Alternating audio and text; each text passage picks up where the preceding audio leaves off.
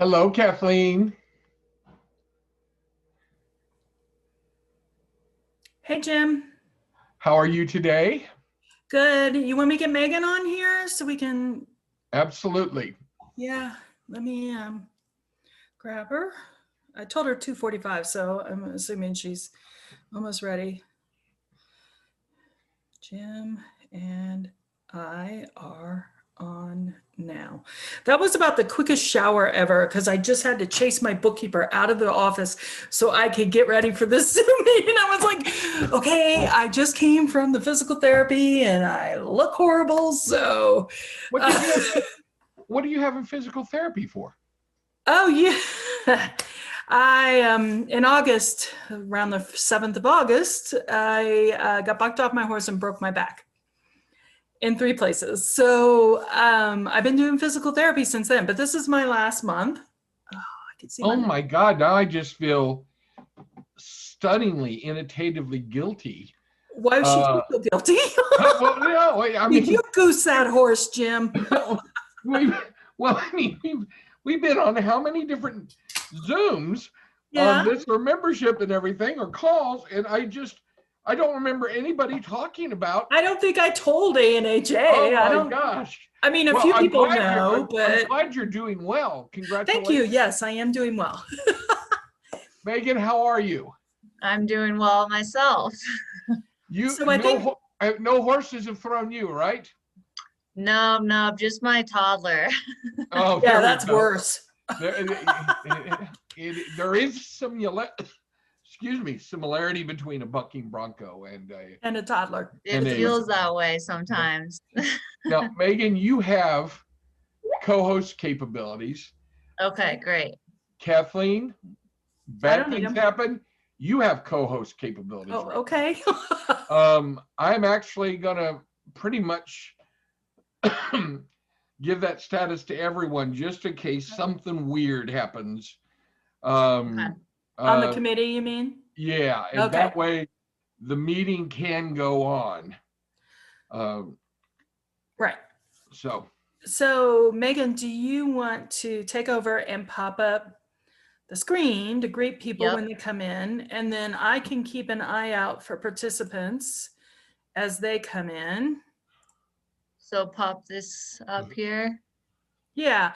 And we'll just want to get it full screen. Yeah. And I think that's a great way to start. And then I don't know, Megan, do you want to just spotlight the person that's speaking at That's each time? yeah, that's what I Okay. was thinking. All right. that's And then, always the easiest way to do it. Yeah. oh yeah, I'm already having my hard seltzer water. I was wondering if we were drinking yet. Um, well, Well, we don't need to, but I was like, oh my God, I've gone from taking the kids to school to PT to my bookkeeper all day. And then I was just telling Jim I barely had time to pop in the shower and get dressed and cleaned up for the meeting Yeah. tonight. And I'm like, so I'm having seltzer water. I don't know about you guys. well, I'm unfortunately, having seltzer too, but it's not alcoholic. Well, this one's alcoholic. This is Bon Vive. mine's not, and part of that is because I've had this weird. I keep having these short bouts in which I spike a temperature. Oh, Oh, And my chest gets really tight and uh-oh. I have this cough and then it all goes away. Uh-oh. And over the whoa. since last Wednesday, the first one of these happened, I go up and I'm going, all right, well, Yeah. I'm going tomorrow. I'm going to go down and get tested again tomorrow morning. Then the next morning, normal temperature, no. Not the, And so I'm like, all right, I'm not gonna be the, you know, I'm not Joe Biden in terms of being. I don't need to be tested every day.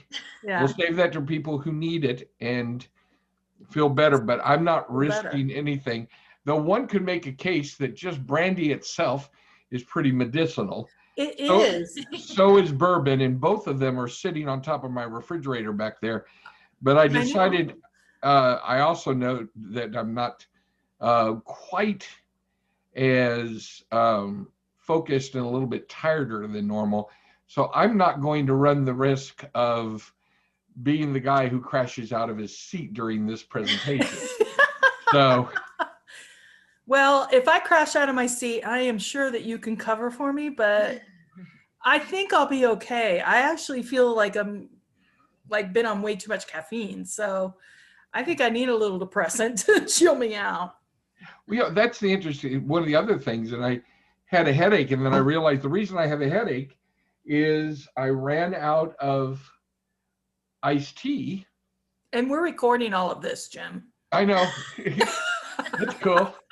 So I cannot, but it also lands in my box as well, and I can edit. You can edit it. Yeah. You can edit out all of your woes. Yes. Yeah. Hi, Well, Carolyn. hopefully it's not COVID. Yes, I just really don't, they got one of those checklists, and I just don't think it's enough of symptoms. Yeah. Yeah. So are we having folks come in? Are they automatically coming in? There's no waiting room? I believe that I'm almost certain I set this up as a regular multi-person Zoom meeting without waiting room. And that's fine. I just wondered if that's what we were doing. Because it isn't popping up as a waiting room. I've got a couple of repeat meetings I do that do, and it's annoying because I keep forgetting to switch them back. There was that 2 weeks where everyone was worried about you were going to get Zoom bombed. Yeah, Zuna bombers. Zoom Zuma bombers. Actually, Megan got Zuma bombed at one of her other that she sits on the board of. Yeah. Yeah, it was like a week-long festival, and we had a handful of Zoom meetings throughout the week, and one of them apparently got Zoom bombed. Wow.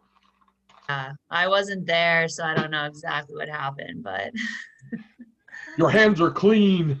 yeah, I know they got booted.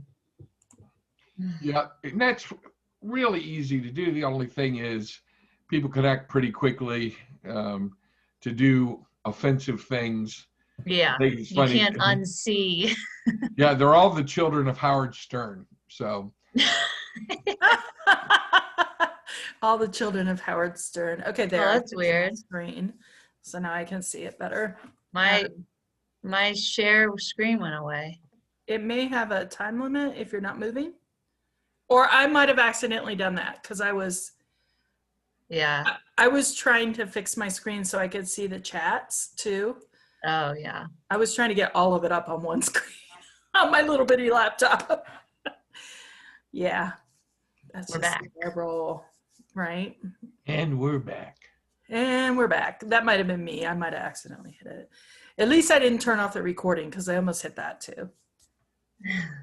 Don't give me control, Jim. I'm dangerous. That's why I have Megan and Vanessa do this for me, because I am dangerous. I'll turn things on and off I shouldn't. You're pretty good with Zoom. You know You what's think? up.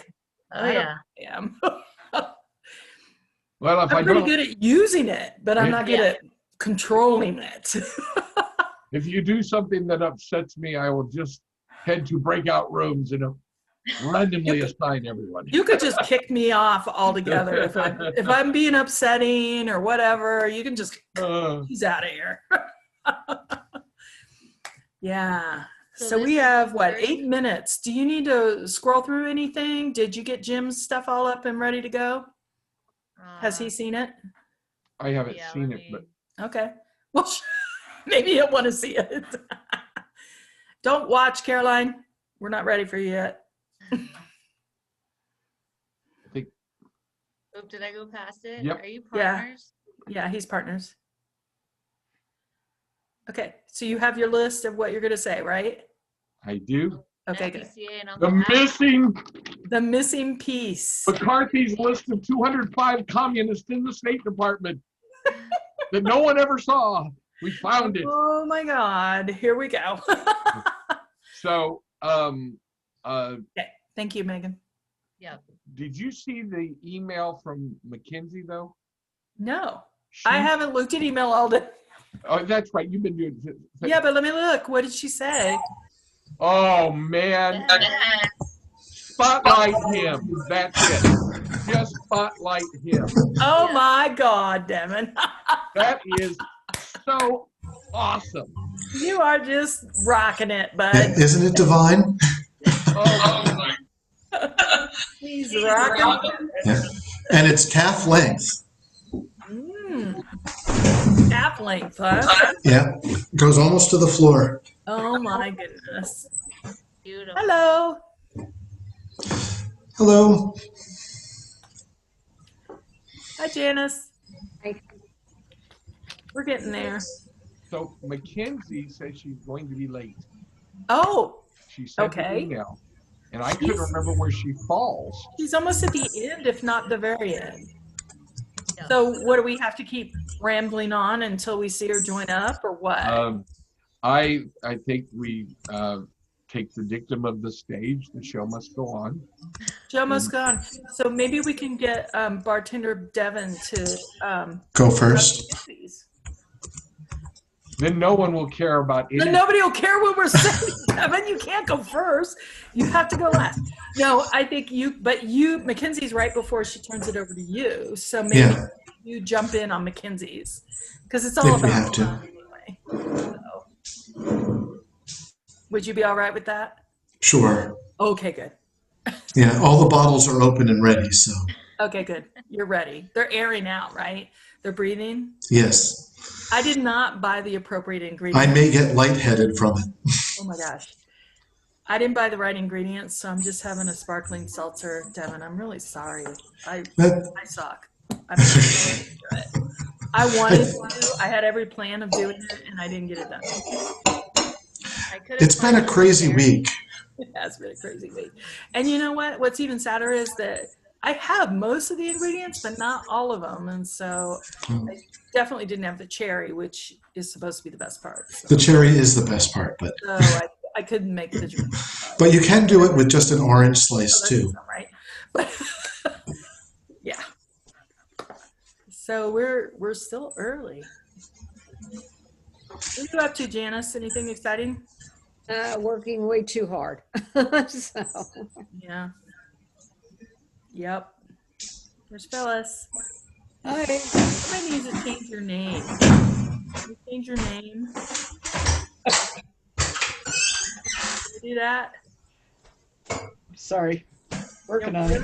Oh yeah, I you're right. changed it.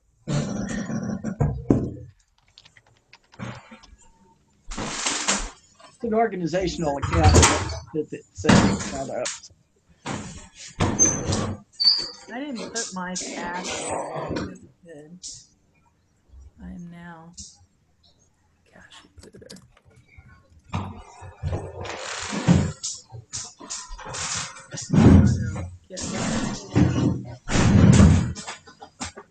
Oh, it doesn't fit anyway. Oh, and I spelled it wrong.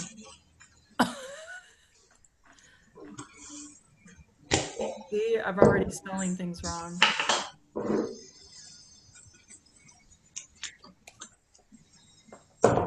Well, so hurry up and wait time. Hmm.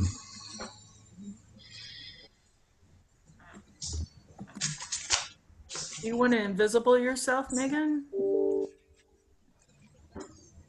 You're on mute. We can't hear you You either. don't like looking at me? I don't know. I just asking. I'm fine being on. You need the word. All right. I just wanted to ask in case you have to get up and run or whatever. I'm not shy. All right. I can hear self-echoing in you. And my toddler is at daycare, so Yay. no worries about a baby bomber. No baby bombers. Oh, there's Sarah. Hi, Hi. I love your scarf. thank you. Cold up there? It is chilly. Ah. Not so bad here. It's in the 70s. Yep. Yeah, no. How are you? How's Good. everybody? Good. Good. Doesn't Devin look fine? Hold on. There's Jessica. Oh, Devin, you do look fine. Hi, Janice. Hi, Phyllis. Hello. Hello. Hey. Jessica, where are you now? Not I can hear you, but not very loud. How's that? Better. Where are you? I am near You're the what? Michigan. I still didn't catch it. Missing. Marquette? Marquette? I don't know. It's another. Can you hear me? We can hear No one you, else but can hear me? you're underwater going in and out. Why am I underwater? It's better right there. Try I that. don't know, but wherever you are, it sounds indecent. Can you try again? Say something. Munising, Michigan. Okay. Well, it's better now. You're good. Is it? Okay, so it's somewhere on the Upper Peninsula of Michigan. There's a Marquette, Michigan. It's not the Marquette you're thinking of. Mm-hmm. Painted Rocks National Scenic Lakeshore is nearby. Mm-hmm. Sounds lovely. Yeah. Now, am I stalling? I just got to this place and signed on to the Wi-Fi of the Airbnb we were staying at, so I hope it works. Yeah. Is it not?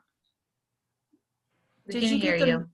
Did you get the message that Mackenzie's going to be late? Yes. I did. So are you guys having, Megan, are you saying we're having trouble hearing me? No, it's better now. Yeah, I think we're good now. Okay. There's two Wi-Fi options that I have, and I chose the 5G. It seems okay now. Seems- Whatever you did when you moved your computer a little bit, it works. Yeah. It's 3 o'clock. Very nice little room. It's 3 o'clock my time. All right, who do we have on? They're coming like Many more people. ants. Here they come. Ants They to must sugar. smell the French Manhattan. Fresh kickoff to the regional conference, right, Sarah? Mm-hmm. We're ready to rock it. Yeah, absolutely. I lost Devin. Okay, Did so anyone else? 5-1. Let's give it one more minute. Oh, there he is. You can zoom in on Devin's cocktail tray.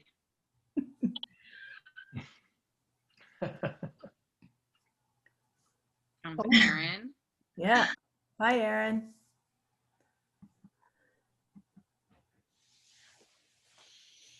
Okay.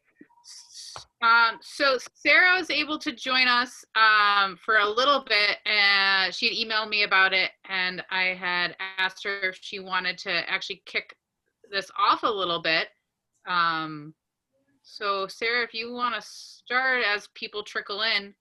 Sure, happy to. So I just want to say hello, and I want to welcome everyone to our first virtual Alliance of National Heritage Area Fall meeting.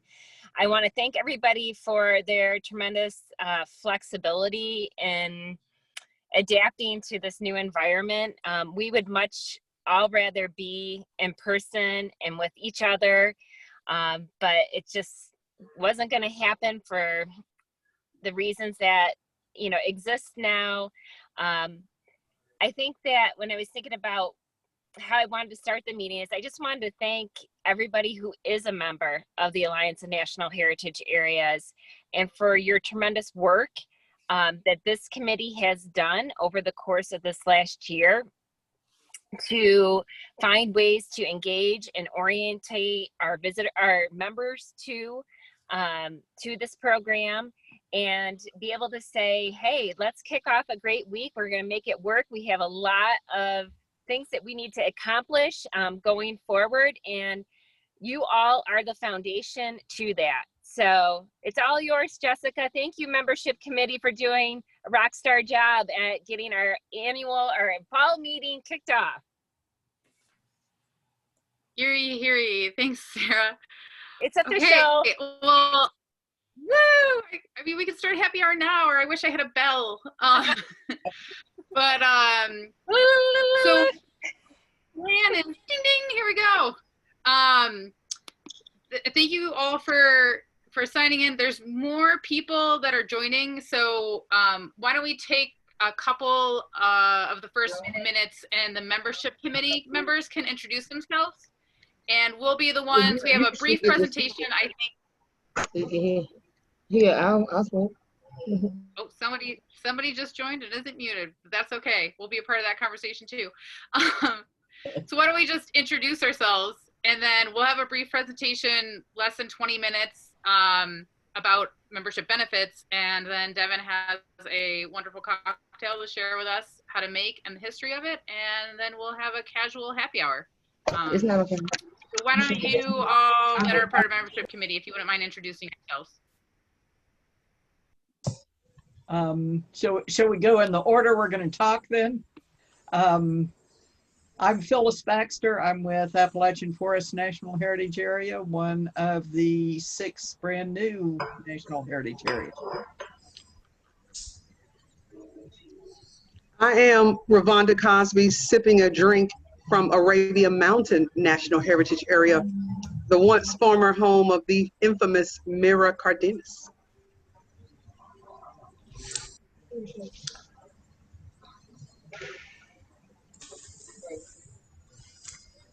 So I'm Kathleen Benedict, and I'm with Cashlaputa River National Heritage Area on the membership committee. I'm Jim Ogle with Freedom's Frontier National Heritage Area, also on the membership committee.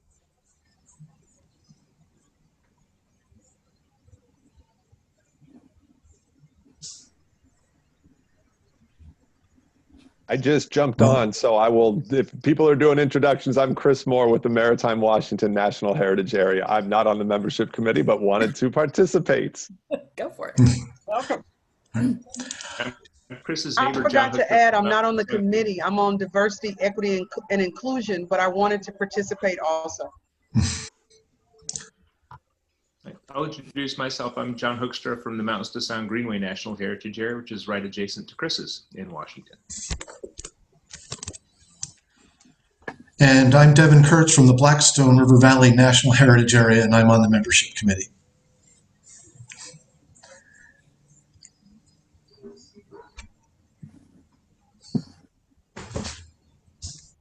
And Megan, you should introduce yourself. Hello, I'm Megan Mayola Heath, and I'm the communications coordinator at Cashlaputa River. Currently on the membership committee. By duress. I'm Aaron Barth. I'm in central North Dakota with the Northern Plains National Heritage Area.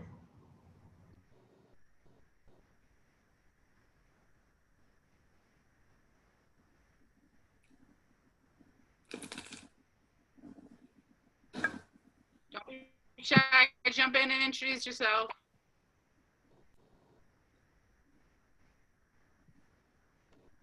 All right, maybe you're our shy group.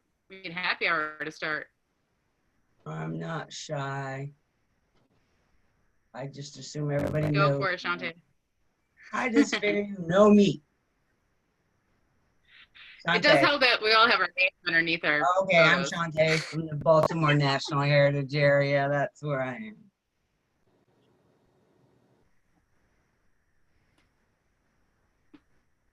Christy Bailey with instead of on here.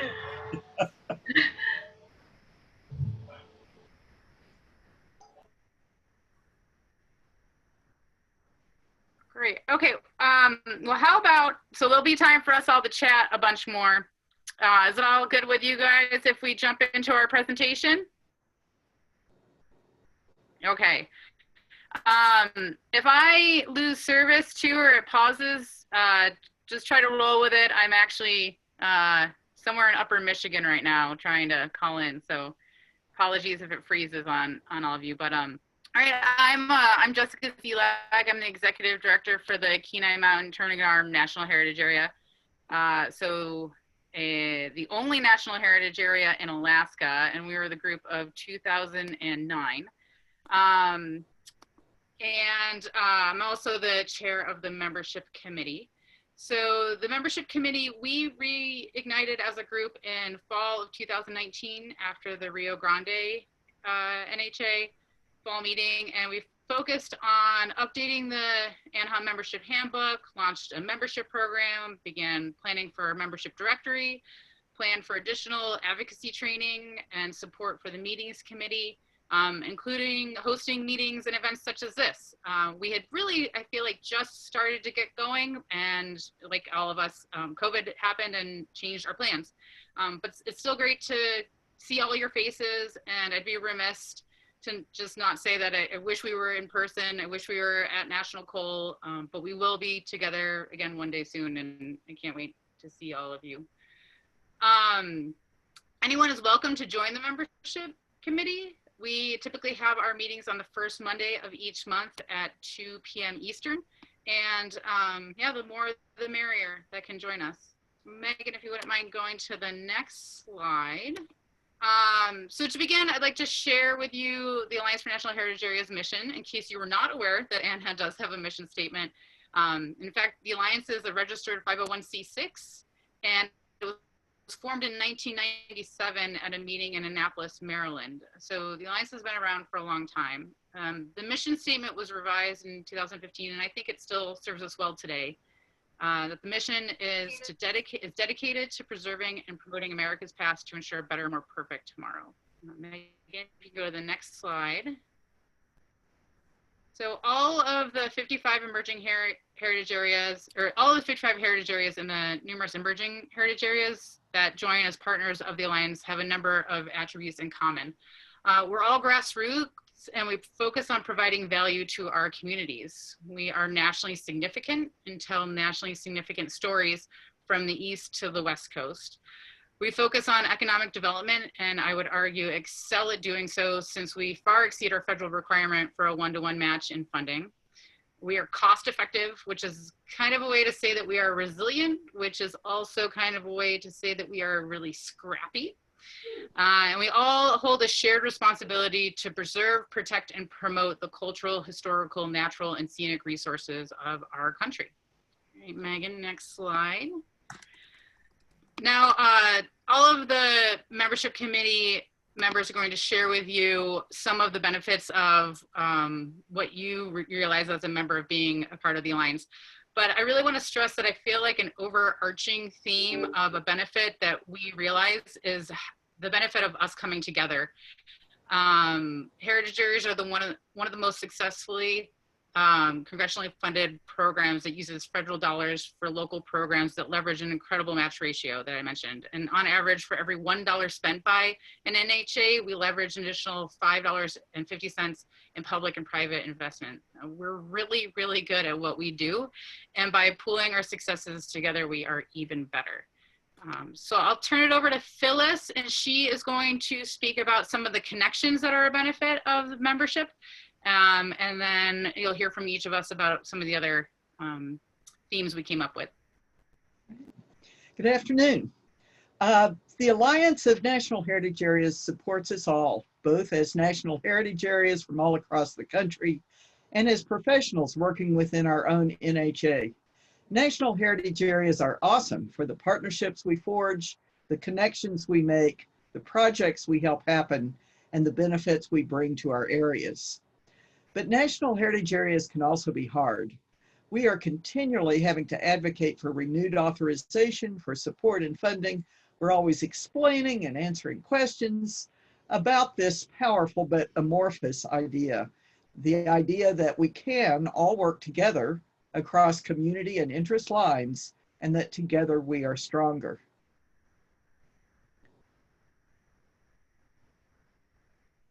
The Alliance provides us with exciting examples of successful projects to learn from, with information and answers to our questions, and with a network of support from others who understand. Representing a new NHA, I participated in the Alliance for many years as an emerging heritage area. We were struggling to operate as a heritage area with limited resources, and our awesome regional supporters and partners got us through. But the political winds for new designation were against us for many years, and it was the Alliance of NHAs that got me through. Soaking up the years of your experience, seeing the inspiring work in your areas, learning from you about advocacy and how to approach our legislators, and the great teamwork with the other NHAs from my state for years of legislative staff and representative meetings.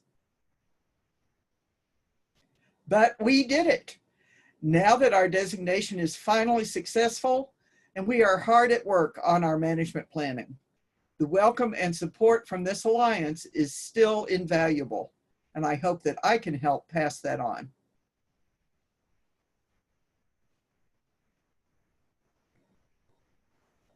And to Kathleen. And you're muted. Okay, there you go. Can you hear me now? Can you hear me now? Yes, you're good. Yeah, we can hear you. Okay. So one of the most important attributes of ANHA is assisting the National Heritage Areas with advocacy. Advocacy has to start at home, though. Go back. It starts with the folks that we know in our own states, in our own counties, in our own localities. This particular picture is Senator Michael Bennett with our local councilwoman and myself. And this was in Colorado. So you can see that the local advocacy then can translate to the DC advocacy. When you start to go to DC, you are starting to act more in the level of advocacy that maybe becomes more questionable and more valuable to the folks in the different heritage areas. Sometimes you have to, you have a little bit of a fear factor going on, and sometimes it's hard to reach out or understand what you need to say when you are in DC and what you can't say and what you should say. So ANHA provides that venue for us to all work together in advocacy. And when we all work together, we're much more powerful, as Jessica alluded to. For instance, the National Heritage Area Act and Program Bill. This is an opportunity for us to formalize our ability to work together, and is in particular with the bills that we were able to introduce into Congress this year, S3217 in the Senate and H 1079 in the House, and those bills to try to combine our efforts as heritage areas and move our reauthorization date to a single date for all NHAs, so that they now are able to treat us all as one program of heritage areas, even though we have very distinctly different efforts that sometimes happen within the heritage areas. Another option that ANHA is able to help us with is our spending effects report, and this comes through the MPS as well. And it shows the value of heritage areas as a whole. For instance, in this past 2019, we had over 327 million visitors. And that's all the heritage areas acting together and counting themselves together. 21 billion in the amount of money that we were able to give to our communities, and 278,000 jobs. Those numbers sound much more impressive when you're in DC if they're all lumped together, rather than just the ones that are in your individual heritage areas. So it's another value that ANHA can bring when you go and are trying to advocate for the heritage areas as a whole. And then the last one is one of the more recent successes at this point in time, is ANHA's ability to work with appropriations on our budget. And since the last couple of years, we've had increases to our budget, even in these crazy times that we're in. Just recently, the House appropriations included an additional amount of money towards the NHA programs, and the amount of $2,080,000. So the idea that we're actually getting, quote, a raise during the time of COVID and all of the other things that are going on in our federal world is pretty much amazing. But the best part about this is the fact that they're able to waive our match requirement for 2021. So for those of you that are having issues with being able to match your federal funds because your economy is shut down in your particular location, then this is an opportunity or a value that the ANHA has given us in working together to create something that helps everyone across the board. So you can see in advocacy, not only do we have each other to bounce ideas off of and to assist, but we're much more powerful when we all work together and try to advocate for ANHA and the heritage areas as a whole.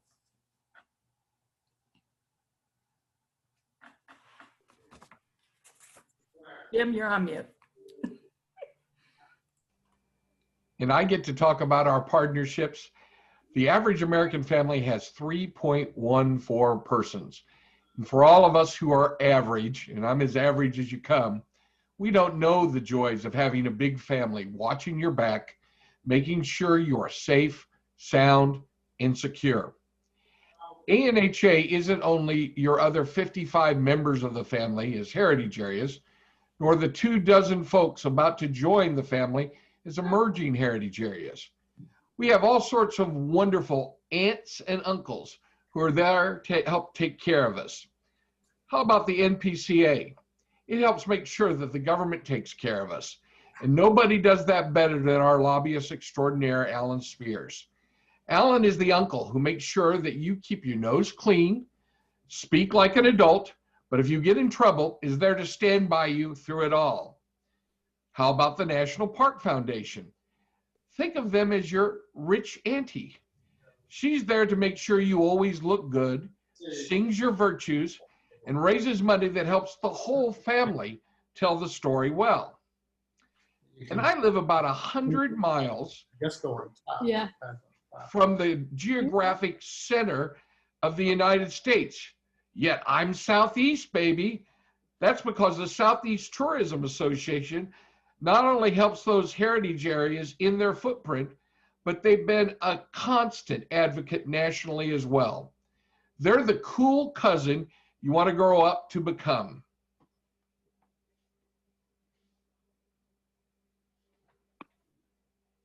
Okay, and I'm going to talk a little bit more about all the bells and whistles and tools that also enhance your membership, resources that are available to members. So Megan, if you can go to the next slide.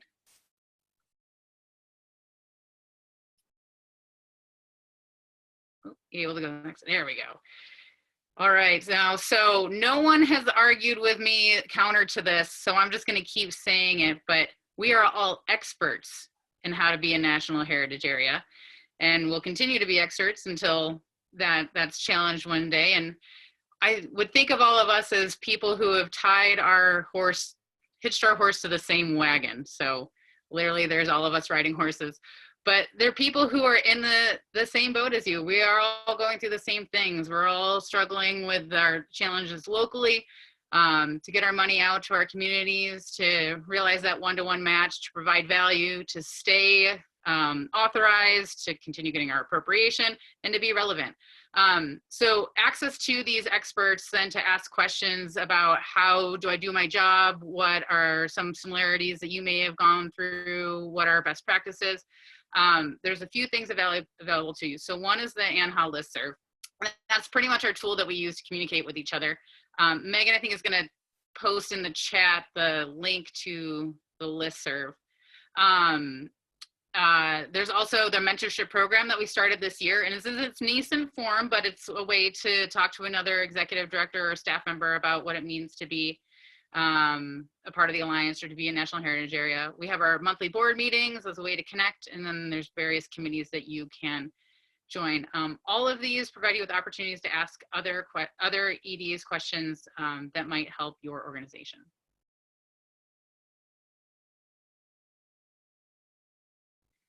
So all questions are great questions, and there are better ways to ask the question than not. So the ANHA listserv, it's really important to bookmark the link that's shown there, and this is the link that Megan was going to send out, because it is a little bit of a hard thing to find when you have that burning question and you need to get it out there to your 55 heritage area friends and 22 emerging partners or emerging heritage areas, but the link is there, and I literally typed in an example of a screenshot of the page where to put your subject line and where to type your question.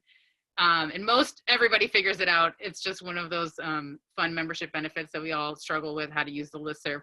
But I've seen everything come out of there, from how to host a virtual event when COVID happened and we had to change how we do our engagement.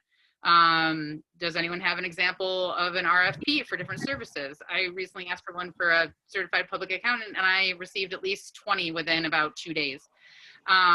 What other, if you need help with your management plans, so for the newly authorized heritage areas that are going through that, some questions about, do you have membership? What does membership look like? What do dues look like? Anything could really be asked on that listserv, and I just would encourage you all to think of that as a great resource.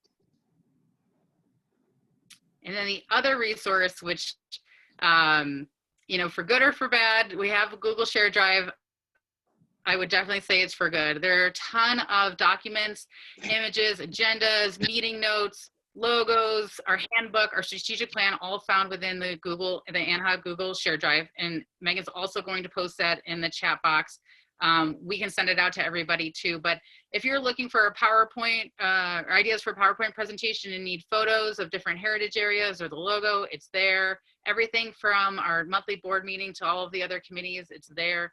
And you know, a shared drive isn't necessarily the most exciting thing, but I definitely think that if you were to spend some time and dig into that, you're gonna really get the full benefit of your membership with the Alliance. There's the link. And we're looking for Mackenzie. I'm not sure if she got on the line yet. And if not, I can take her last slides. That the last benefit of joining the Alliance for National Heritage is that we are fun. We're really, really fun. We're figuring out Zoom and how to unmute ourselves, but we are really fun. We have got the top 10 most fun things to do at an ANHA meeting, which one is to experience new cultures. This is the story of America, the story of North America. It's how we all came here, how our country grew, and we get to experience that as we travel to the different NHAs in the country. We get lost in congressional buildings. There is a maze of tunnels underneath Congress that you can experience when you come to DC in each February. We have adventures on public transport. I think I saw some meeting notes from Alliance trip a couple years ago that there's a competition for whose heritage area has put us all on a public or on a school bus or a tour bus longer, so you can compete to win that award. We explore new cities and non-work related sites, though I would argue that any interpretive sign you read while out on a vacation counts as a part of your day of doing some work. And number 6 is you get a hotel room by yourself. You could buddy up if you want to, but I don't know. I have a 2.5-year-old and I really enjoy my time that I get to retire in my hotel room and maybe just watch a couple movies and do some work. We gonna get on those group tour buses. We'll have to miss out on it this fall, but just imagine if we were all sitting on a bus all day tomorrow, how much fun we'd be having. Per diems and food, delicious. Again, the food, wine time at the Capitol Hill Hotel nightly from 5 to 6. They are gunning to be the best happy hour in DC, and I think we are the reason that they are potentially in a contention position. And then the number one benefit of ANHA and why we're fun is the friendships that you make. I really can't say enough how much I've enjoyed working with all the members of the membership committee. Every time we are at a conference together, all of everyone's inputs and thoughts during our board meetings. It can be really lonely, some of the work that we do. And I appreciate just all of the friends I've made through this. And then Mackenzie's there on the left. I know she was running late today, but she really wanted to plug that you do get the opportunity to dress alike with your MPS friends if you choose to do so. So take that as you will. And then I think her last point about being fun, which we've been getting a chuckle out of this one. So doing a little math, the two meetings, and one in the meeting in the spring and one in the fall, and then the trip to DC, it would take you 27 and a half years to visit all of the national heritage areas. And with COVID this year, we've realized that, in fact, everyone has to wait one more year to retire. And then it'll, in fact, now take 28 and a half years to visit all the heritage areas. So these are great positions to have. These are great connections to have, and these are great places to visit. So encourage all of you to make a lifelong career out of it and to think of the Alliance as the best benefit to doing what it is that you do as a job. So thank you everyone for joining our little presentation. I'm going to turn it over to our bartender, voting or toasting connoisseur, or drink master, Devin. He'll tell you a little bit about a fun drink that he recommend everyone partake in for our happy hour. Thanks, Jessica. Hi, everyone. It is very exciting to, hold on a second. Adding ice to my mixing glass. So for those of you that don't know, before I started life in the National Heritage Areas program, I worked for a Living History Museum, and one of the things I was in charge of was the historic drinking program, which was not just for staff, it was a public program we did as well. And part of my activities during our COVID lockdown has been researching the writing of a 1920s drinking guide. So the cocktail I'm going to be showing you tonight is called a French Manhattan, and this was very popular in the 1920s, but it's based on the traditional Manhattan, whose story goes back to the 1890s to the Manhattan Club in New York City. Now, according to the story, the Manhattan was invented by Winston Churchill's mother, and that's a story that's been being told I don't know, for almost 100 years already. But unfortunately, that story isn't true because his mother was pregnant with Winston in London at the time of the invention of this cocktail. So it's one of those myths that comes and goes that unfortunately we have to take away. Now, the French Manhattan differs from a traditional Manhattan in that, well, the French don't really like bourbon or rye. They find that is a liquor that's too sweet. So they replace that with cognac. So this drink is made in a mixing glass, and you can have a fancy mixing glass like the one I have here, or you can use a pint glass or anything like that. Now, this cocktail is relatively simple. You use 1.5 ounces of cognac,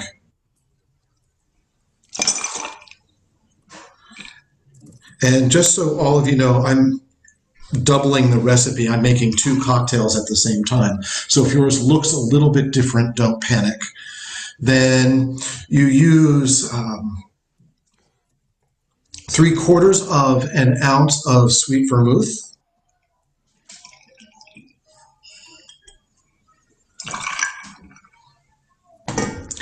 And a 1/4 ounce of Cointreau or some type of orange liqueur that you like. Then you need a couple dashes of orange bitters. And then this cocktail isn't shaken, it's stirred. Oftentimes when you make a cocktail that's using primarily liquors without any juices or anything, you want to stir it because if you shake it, it makes the beverage cloudy.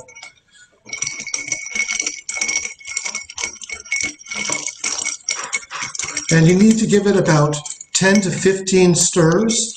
With my mixing glass, I like to wait for a little bit of condensation to form on the outside.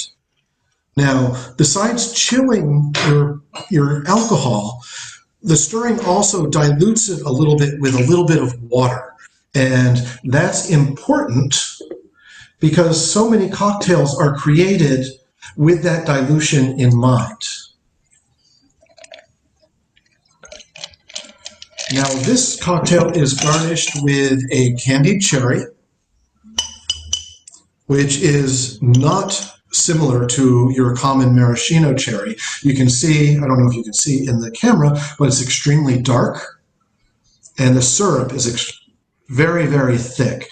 Now, my favorite candied cherries are Luxardo, and no, they are not giving me a a stipend to do this. I just really like this cherry. It has a very earthy, grounded flavor. If you were to compare it to maraschino cherries, you would say that it was made with molasses rather than corn syrup. That's how deep the flavor is.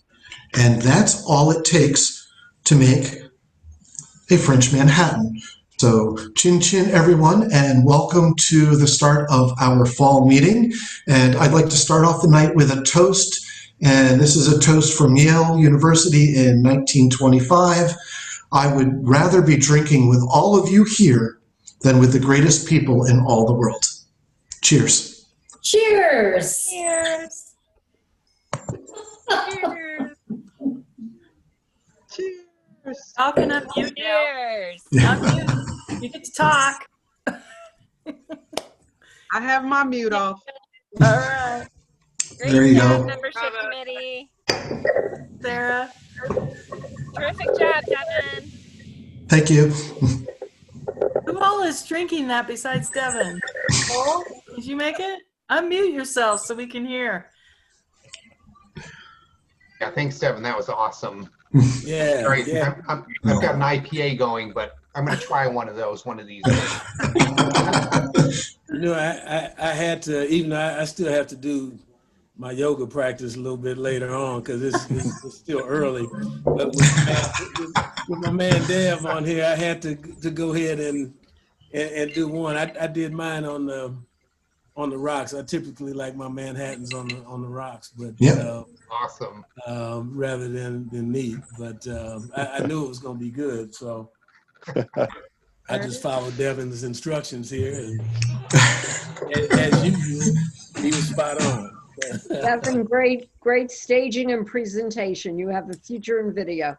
Oh, hey, look, and look at the outfit, man. You know, some of you that are new here, I guarantee you, if we were in person somewhere, Devin would not disappoint in terms of some of the outfits that he'll put on. He even had an actual Canadian Mounties uniform on.